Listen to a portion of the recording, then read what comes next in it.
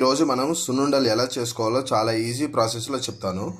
ముందుగా పొట్టు మినపప్పు ఒక పావు కిలో తీసుకొని దాన్ని 45% అనేది రోస్ట్ చేయాలి. అలా రోస్ట్ అయిన తర్వాత కొద్దిగా శనగపప్పు, కొద్దిగా బియ్యం వేసుకొని మళ్ళీ రోస్ట్ చేయాలి. ఇట్లా మొత్తం బ్రౌనిష్ కలర్ వచ్చేలాగా. ఎందుకంటే బియ్యమును శనగపప్పు వేస్తే మనం తినేటప్పుడు పంటికి అంటుకోకుండా ఉంటుంది. ఇలా మొత్తం మిక్సీలో వేసుకొని దీంట్లో 2 ఇలాచీ సీడ్స్ అనేది వేసుకోవాలి. తర్వాత పావు కిలో బెల్లం వేసుకోవాలి.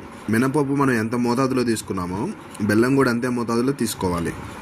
ఇలా ఫైన్ పౌడర్గా చేసుకున్న ఈ పిండినంతా ఒక బౌల్లోకి వేసేసుకోవాలి. పిండి మొత్తం కొంచెం లైట్గా బరగ్గా ఉండాలి. అట్లా ఉంటేనే తినేటప్పుడు బాగుంటుంది.